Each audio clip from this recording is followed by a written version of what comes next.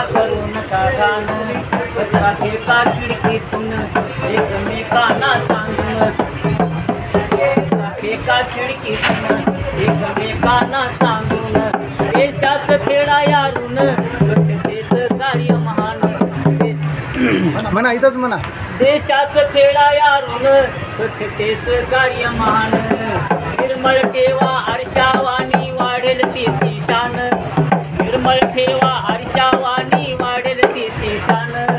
रेल्वेमध्ये टाकून कचरा करू नका घाण,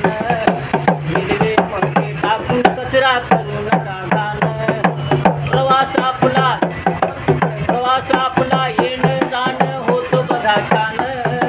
प्रवास आपला येणं जाणं होतं बघा छान, रेल्वेमध्ये टाकून कचरा करू नका घाण, रेल्वेमध्ये टाकून कचरा करू नका घाण, शासन करी आव्हान ऐका तुम्ही ध्यान देऊन, शासन करी आव्हान ऐका तुम्ही ध्यान देऊन, प्रत्येक स्टेशनवर सांगती माईक लावून, प्रत्येक स्टेशनवर सांगती माईक लावून, करू नका बंड होईल दंड कडक शासन, करू नका बंड होईल दंड कडक शासन, रेल्वेमध्ये टाकून कचरा करू नका घाण, रेल्वेमध्ये टाकून कचरा करू नका घाण, प्रवास आपला येणं जाणं होतो बघा छान, प्रवास आपला येणं जाणं होतो बघा छान, रेल्वेमध्ये टाकून कचरा करू नका घाण, रेल्वेमध्ये टाकून कचरा करू नका घाण,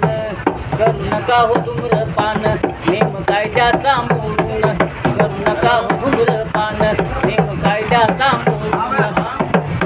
तुमच्या बीडी सिगारेटचा दूर दुसऱ्याला देऊन, तुमच्या बीडी सिगारेटचा दूर दुसऱ्याला देऊन, खाऊ नका हो तंबाखू गुटखा, खाऊ नका हो तंबाखू गुटखा थुंकू नका पान, खाऊ नका हो तंबाखू गुटखा थुंकू नका पान, रेल्वेमध्ये टाकून कचरा करू नका घाण, रेल्वेमध्ये टाकून कचरा करू नका घाण,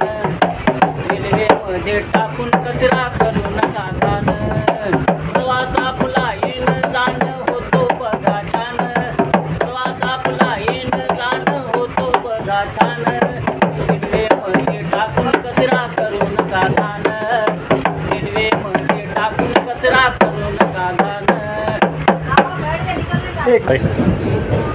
मित्रांनो, आज या बाबांनी आपल्या कवितेतून स्वच्छतेविषयी जे महत्त्व पटवून दिले ते महत्त्व खूप छान आहे. त्याने खूप चांगली कविता या ठिकाणी सादर केलेली आहे, मला खूप आवडली, त्यामुळे मी आपल्यासोबत शेअर करत आहे. ज्या कवितेला जास्तीत जास्त लोकांपर्यंत पाठवा आणि स्वच्छतेविषयीची एक जी मोहीम आहे यांनी छेडलेली ती मोहीम आपण सक्सेस करण्यासाठी यांनी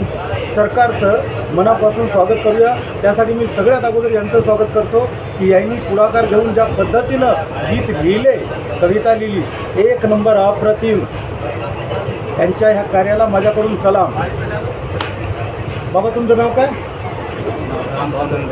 रामभाऊ नंद पेडगावकर. रामभाऊ नंद पेडगावकर यांनी अगदी सुरेख असं कविता लिहिलेली आहे आणि सादरीकरणसुद्धा एक नंबर केलेले आहे. तर प्रत्येकाने या व्हिडिओला शेअर करा, लाईक करा, सबस्क्राईब करा आणि जास्तीत जास्त स्वच्छता मोहिमेसाठी लोकांना जागृत करा. थँक्यू.